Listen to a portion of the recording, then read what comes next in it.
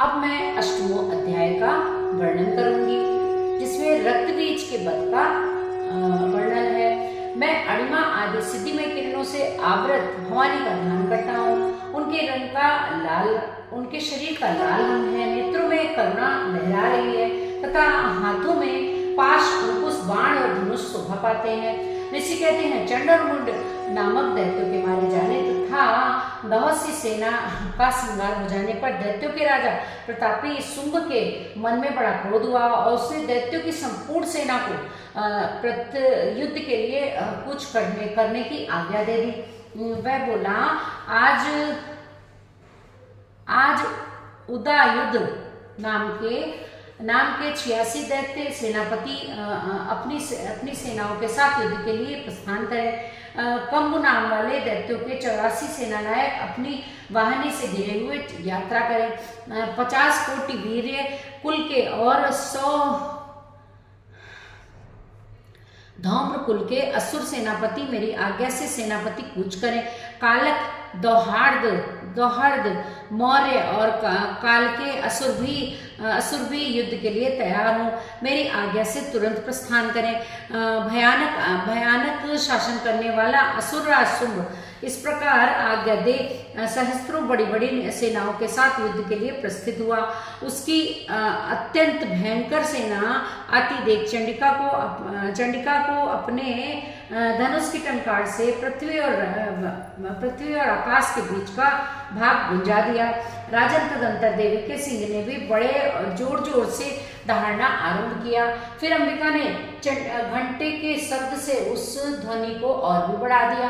धनुष की टंकार, सिंह की दहाड़ और घंटे की ध्वनि से संपूर्ण दिशाएं गूंजने लगी। उस भयंकर शब्द से काली ने अपने विकराल मुख को और भी बढ़ा दिया तथा इस प्रकार वे विजयनी हुई। तुमुल नाद को सुनकर दैत्यों की सेनाओं ने चारों ओर से आकर महाकाली देवी, सिंह तथा काली देवी को क्रोधपूर्वक घेर लिया।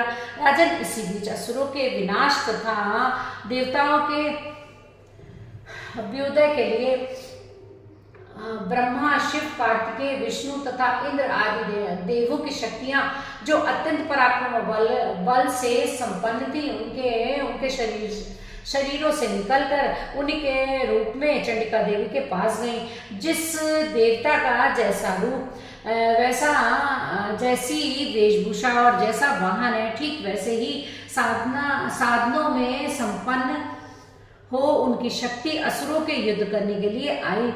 सबसे पहले हंसयुक्त विमान पर बैठी हुई अक्षी, सूत्र और कमंडलों से सुशोभित ब्रह्मा जी की शक्ति उत्पन्न हुई, जिसे ब्रह्माणी कहते हैं। महादेव जी शक्ति वृषभ पर आरूढ़ हो, हाथों में श्रेष्ठ त्रिशूल धारण किए हुए, महानाग का कंकड़ पहने, मस्तक में चंद्र रेखा से विभूषित हो वहां पहुंची।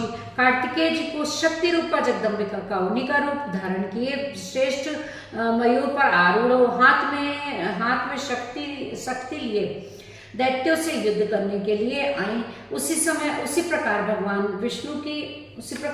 विष्णु की शक्ति गरुड़ पर विराजमान हो, शंख, चक्र, गदा, सारंग, धनुष तथा खड्ग हाथ में लिए हुए आई। अनुपम यज्ञ वराह का रूप धारण करने वाले श्री हरि जी की जो शक्ति है वह भी 12 शरीर धारण करके वहां उपस्थित हुई। नरसिंह के समान शरीर धारण करके वहां आई। उसकी गर्दन के बालों के झटके से आकाश के सारे तारे बिखर पड़ते थे। उसी प्रकार इंद्र की शक्ति वज्र हाथ में लिए हुए गजराज रावत पर बैठकर आई। उसके भी सहस्त्र नेत्र थे। इंद्र का जैसा रूप है वैसा ही उसका भी था। तदंतर उन देव शक्तियों से घिरे हुए महादेव जी ने चंडिका से कहा, मेरी प्रसन्नता के लिए तुम शीघ्र ही उन असुरों का संहार करो। तब तब देवी के शरीर से अत्यंत भयानक और परम उग्र चंडिका शक्ति प्रकट हुई, जो सैकड़ों गिदड़ियों की भांति आवाज करने वाली थी। उस अपराजिता देवी ने धूमिल जटा वाले महादेव जी से कहा, भगवान आप सूर्य के पास दूत बनकर जाइए और उन अत्यंत गर्वीले दानव शुंभ और निशुंभ दोनों से कहिए, साथ ही उनके अतिरिक्त भी जो दानव युद्ध के लिए वहां उपस्थित हो उनको भी यह संदेश दीजिए, दैत्यों यदि तुम जीवित रहना चाहते हो तो पाताल को लौट जाओ, इंद्र को त्रिलोकी का राज्य मिल जाए और देवता यज्ञ भाग का उपभोग करे। यदि बल के घमंड में आकर तुम युद्ध की अभिलाषा रखते हो तो जाओ, मेरी शिवाएं तुम्हारे कच्चे मांस से तृप्त हो।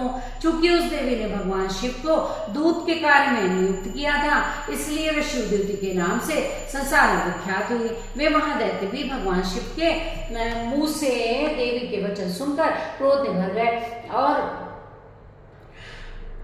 यहाँ जहाँ कात्यायनी विराजमान थी उस ओर बढ़े। तदंतर वे दैत्य अमर्ष में भरकर पहले ही देवी के ऊपर बाण, शक्ति और सृष्टि आदि अस्त्रों की वृष्टि करने लगे। तब देवी ने खेल में ही धनुष की टंकार की और उससे छोड़े हुए बड़े बड़े बाणों द्वारा दैत्यों के चलाए हुए बाण, शूल, शक्ति और परसों को काट डाला। फिर काली उनके आगे होकर शत्रुओं को शूल के प्रहार से विदीर्ण करने लगी और खड्गमार्ग से उनका कचुम्बन निकालती हुई रणभूमि में विचरने लगी। ब्रह्माणी भी जिस ओर दौड़ती उसी ओर अपने कमंडलों का जल छिड़क कर शत्रुओं के ओज और पराक्रम को नष्ट कर देती थी। महेश्वरी ने त्रिशूल से तथा वैष्णवी ने चक्र से और अत्यंत क्रोध में भरी हुई कुमार कार्तिकेय की शक्ति से दैत्यों का संहार आरंभ कर दिया। इंद्र शक्ति के वज्र प्रहार से विदीर्ण हो सैकड़ों दैत्य दानव रक्त की धारा बहाते हुए पृथ्वी पर सो गए। बाराही शक्ति ने कितनों को अपनी थुथुन की मार से नष्ट कर दिया। दाढ़ों के अग्रभाग से कितनों की छाती छेद डाली तथा कितने ही दैत्य उसके चक्र की चोट से विदीर्ण होकर गिर पड़े। नारसिंह की दूसरे महादैत्यों को अपने नखों से विदीर्ण करके खाती और सिंहनाद से दिशाओं और आकाश को गुंजाती हुई युद्ध क्षेत्र में विचरने लगी। कितने ही असुर शिव द्युति के प्रचंड अट्टहास से अत्यंत भयभीत हो पृथ्वी पर गिर पड़े और गिरने पर उन्हें शिवदूती ने उस समय अपना ग्रास बना लिया। इस प्रकार क्रोध में भरे हुए मातगणों को नाना प्रकार के उपायों से बड़े बड़े असुरों का मर्दन करते देख दैत्य सैनिक भाग खड़े हुए। मातगणों से पीड़ित दैत्यों को युद्ध से भागते हुए देख रक्तबीज नामक महादैत्य क्रोध में भरकर युद्ध करने के लिए आया।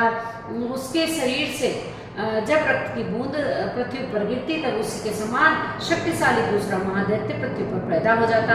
महासुर रक्तबीज गदा में हाथ में गदा लेकर महाशक्ति के साथ युद्ध करने लगा। तब ऐन्द्री ने अपने वज्र से रक्तबीज को मारा। वज्र से घायल होने पर उसके शरीर से बहुत सा रक्त चूने लगा और उससे उसी के समान रूप वाले पराक्रम वाले योद्धा उत्पन्न होने लगे। उसके शरीर से रक्तबीज जितनी बूंदे गिरी उतनी ही पुरुष उत्पन्न हो गए। वे सब रक्तबीज के समान ही वीरवान और बलवान और पराक्रमी थे। वे रक्त से उत्पन्न होने वाले पुरुष भी अत्यंत भयंकर अस्त्रों का प्रहार करने लगे और मातृगणों के साथ घोर युद्ध करने लगे। पुनः वज्र के प्रहार से तब उसका मस्तक घायल हुआ, तब रक्त बहने लगा।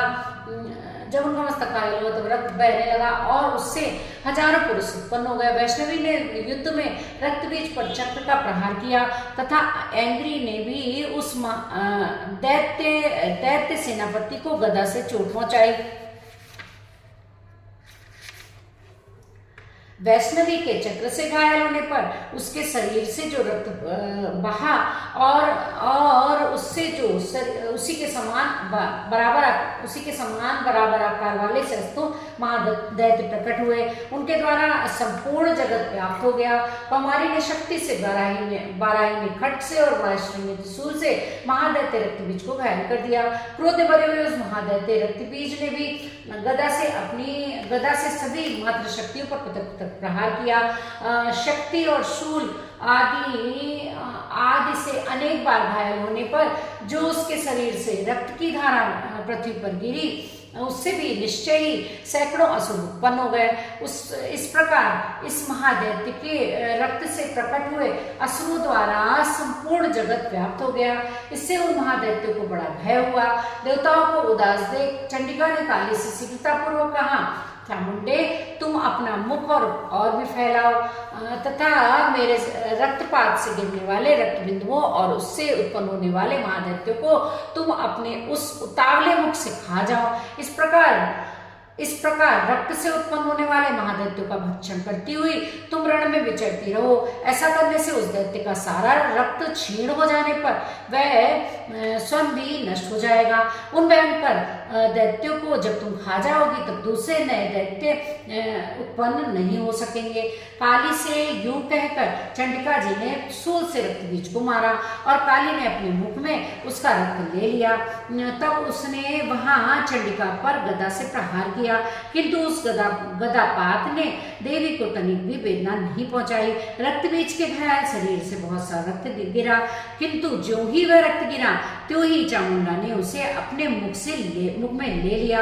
रक्त गिरने से काली के मुख में जो महादैत्य उत्पन्न हुए उन्हें भी वह चट कर गई और उसने रक्तबीज का रक्त भी पी लिया। तदंतर देवी ने रक्तबीज को जिसका रक्त चामुंडा ने पी लिया था वज्र, बाण, खड्ग तथा षष्टि आदि से मार डाला। राजा ने इस प्रकार शस्त्रों के समुदाय से आहत और रक्तहीन हुआ महादैत्य रक्तबीज पृथ्वी पर गिर पड़ा। नरेश्वर, इससे देवताओं को अनुपम हर्ष की प्राप्ति हुई और मातृकृता असुरों के रक्तपान के मद से उत्साह होकर नृत्य करने लगे। इस प्रकार श्री मार्कंडेय सार्वजनिक मनवंतर कथा के अंतर्गत देवी महात्म्य में रक्तबीज नामक 8वां अध्याय पूरा हुआ। सर्वमंगल मांगल्ये शिवे सर्वार्थ साधिके शरण्ये त्र्यंबके गौरी नारायणी नमोस्तुते। अथ 9वां अध्याय। मैं अर्धनारीश्वर शिव विग्रह की निरंतर शरण लेता हूँ। उसका वर्ण बंदूक, पुष्प और सुवर्ण के समान रक्त पीत मिश्रित है। वह अपनी भुजाओं में सुंदर अक्षमाला, पास, अंकुश और वरद मुद्रा धारण करता है। अर्धचंद्र उसका आभूषण है तथा वह 3 नेत्रों से सुशोभित है। राजा ने कहा कि भगवान आपने रक्तबीज के वध से संबंध रखने वाला देवी चरित्र का यह उद्दम महात्म्य मुझे बताया। अब रक्तबीज के मारे जाने पर अत्यंत क्रोध में भरे हुए शुंभ और निशुंभ को ने भी जो कर्म किया है उसे मैं सुनना चाहता हूँ। राजन, युद्ध में रक्तबीज तथा अन्य दैत्यों के मारे जाने पर शुंभ और निशुंभ के सेनापति की सीमा न रही। अपनी विशाल सेना इस प्रकार मारी जाती देख निशुंभ अमरस में भरकर देवी की ओर दौड़ा। उसके साथ असुरों की प्रधान सेना थी। उसके आगे पीछे बाम पास में बड़े बड़े असुर थे जो क्रोध से होठ चबाते हुए देवी को मार डालने के लिए आए। महापराक्रमी शुंभ भी अपनी सेना के साथ मातृगणों से युद्ध करके क्रोधवश चंडिका को मारने के लिए वहां आ पहुंचा। तब देवी के साथ शुंभ और निशुंभ का घोर संग्राम छिड़ गया। वे दोनों दैत्य मेघों की भांति बाणों की भयंकर वृष्टि कर रहे थे। उन दोनों के चलाए हुए बाणों को चंडिका ने अपने बाणों के समूह से तुरंत काट डाला और शस्त्र समूहों की वर्षा करके उन दोनों दैत्यपतियों के अंगों में भी चोट पहुंचाई। निशुंभ ने तीखी तलवार और चमकती हुई ढाल लेकर देवी के श्रेष्ठ वाहन सिंह के मस्तक पर प्रहार किया। अपने वाहन को चोट पहुंचाने पर देवी ने क्षुरप्र नामक बाण से निशुम्भ को श्रेष्ठ तलवार तुरंत ही काट डाली और उसकी ढाल को भी जिसमें 8 चांद जड़े थे खंड खंड कर दिया। ढाल और तलवार के कट जाने पर उस असुर ने शक्ति चलाई, किंतु सामने आने पर देवी ने चक्र से उसके भी 2 टुकड़े कर दिए। अब तो निशुम्भ क्रोध से जल उठा और उस दानव ने देवी को मारने के लिए शूल उठाया, किंतु देवी ने समीप आने पर उसे भी मुक्के से मारकर चूर्ण कर दिया। तब उसने गदा घुमाकर चंडी के ऊपर चलाई, परंतु वह भी देवी के त्रिशूल से कटकर भस्म हो गई। तदंतर दैत्यराज ने निशुम्भ को फरसा हाथ में लेकर आते देख देवी ने बाण समूह से घायल कर धरती पर सुला दिया। उस भयंकर पराक्रमी भाई निशुम्भ के धराशायी हो जाने पर शुम्भ को बड़ा क्रोध हुआ और अंबिका का वध करने के लिए वह आगे खड़ा हो गया। रथ पर बैठे बैठे ही उत्तम आयुष से सुशोभित अपनी बड़ी बड़ी 8 अनुपम भुजाओं से समूचे आकाश को ढककर वह अद्भुत शोभा पाने लगा। उसे आते देख देवी ने शंख बजाया और धनुष की प्रत्यंचा का भी अत्यंत दुस्सह शब्द किया। साथ ही अपने घंटे के शब्द से जो समस्त दैत्य सैनिकों का तेज नष्ट करने वाला था, संपूर्ण दिशाओं को व्याप्त कर दिया। तदंतर सिंह ने अपनी दहाड़ से, जिसे सुनकर बड़े बड़े गजराजों का महान मद चूर हो जाता था, आकाश पृथ्वी और 10 दिशाओं को बुझा दिया। फिर काली ने आकाश में उछलकर अपने दोनों हाथों से पृथ्वी पर आघात किया। उससे एक ऐसा भयंकर शब्द हुआ जिससे पहले के सभी शब्द शांत हो गए। तत्पश्चात से बुद्ध ने दैत्यों के लिए अमंगलजनक अट्टहास किया। उन शब्दों को सुनकर समस्त असुर थर्रा उठे, किंतु शुम्भ को बड़ा क्रोध हुआ। उस समय देवी ने जब शुम्भ को लक्ष्य करके कहा, ओ दुरात्मन, खड़ा रहे। तभी आकाश में खड़े हुए देवता बोल पड़े, जय हो। शुम्भ ने वहां आकर ज्वालाओं से युक्त अत्यंत भयानक शक्ति चलाई। अग्निमय पर्वत के समान आती हुई उस शक्ति को देवी ने बड़े भारी लूके से दूर हटा दिया। उस समय शुम्भ के निसिंगनाद से तीनों लोग गूंज उठे। राजन, उसकी प्रतिध्वनि से वज्रपात के समान भयानक शब्द हुआ, जिसने अन्य सब शब्दों को जीत लिया।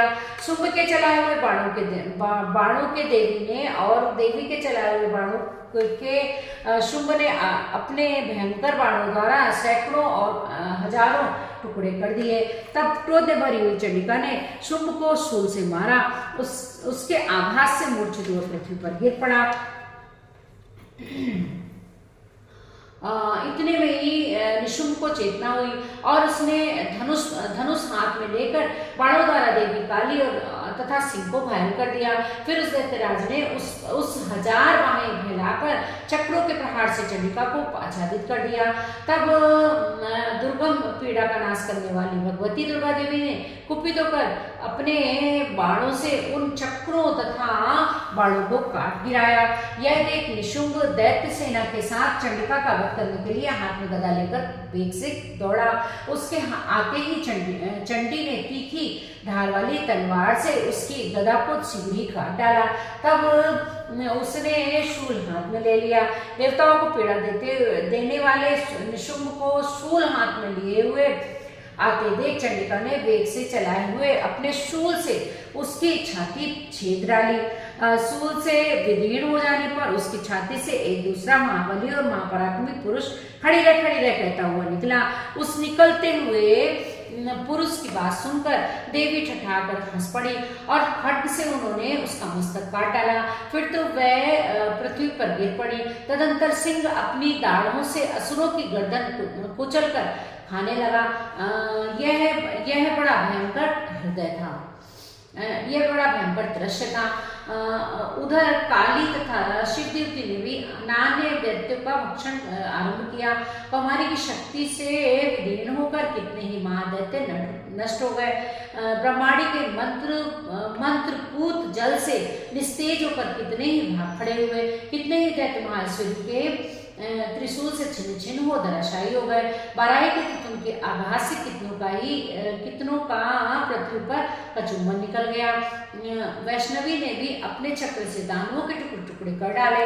ऐन्द्री के हाथ से छूटे हुए वज्र से भी कितने ही प्राणों से हाथ धो बैठे। कुछ असुर नष्ट हो गए, कुछ उस महायुद्ध से भाग गए तथा कितने ही काली शिवदूती तथा सिंह के राज बन गए। इस प्रकार से मार्कंडेय सार्वजनिक मनवंतर कथा के अंतर्गत देवी महात्म्य में निशुंभ वध नामक 9वां अध्याय पूरा हुआ। सर्व मंगल मांगल्ये शिवे सर्वार्थसाधके शरण्ये त्र्यंबके गौरी नारायणी नमोस्तुते। या देवी सर्वभूतेषु शक्ति रूपेण संस्थिता। नमस्तस्यै नमस्तस्यै नमस्तस्यै नमस्तस्यै नमो नमः।